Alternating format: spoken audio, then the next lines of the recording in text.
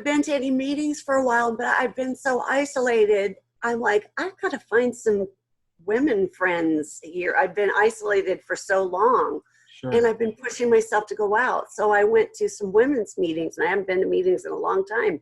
Yeah. And I did meet some, some women that I like and everything. Like, but it's funny because when they say, and there's a lot of good, great stuff in AA, but they make you say, are supposed to say, I'm such and such, and I'm an alcoholic. And I'm like, That's the I don't want to declaration. say that because No, I don't believe that that I don't believe that anymore, that you're born an alcoholic.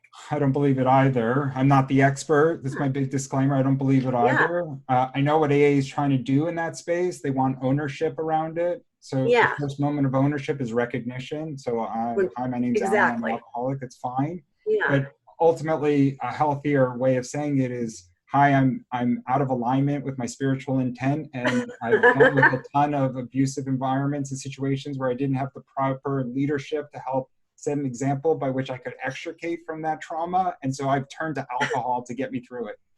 Yeah. That's really what it is. Yeah.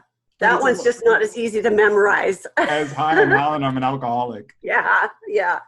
But yeah, it's funny because I'm like, ooh, saying anything after you say the words I am is Yeah, it's really affirmation. powerful. It's And very so I'm like, powerful. I'm not going to do that Right. anymore. And so what I was saying when I went to those meetings, and I am hugely appreciative for the time that I spent in AA, not because I had alcoholic tendencies, but because it's such a raw human experience, and you see people at their most vulnerable on so many different levels. But I could Yeah. always tell, and my friend Nick and I used to talk about that, those that were still stuck in what you would call in the spiritual evolution, the first kingdom of growth is the egotic victim complex, which is, my fucking boss and my goddamn wife. And if I just didn't have all these different problems, of course I wouldn't have to turn to the bottle, but I have no other Yeah. choice. Life is so hard, Right. right? That's the first kingdom.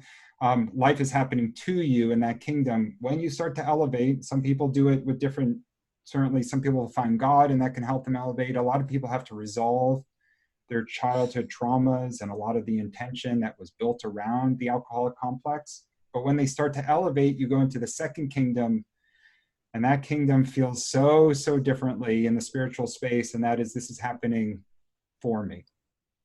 Right.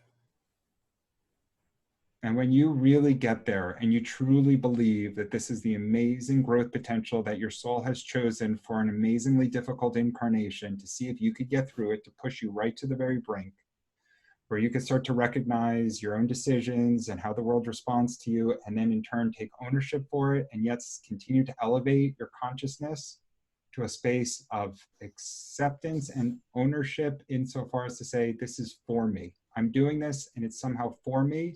And I am the captain of my own ship. I get to decide where I go next.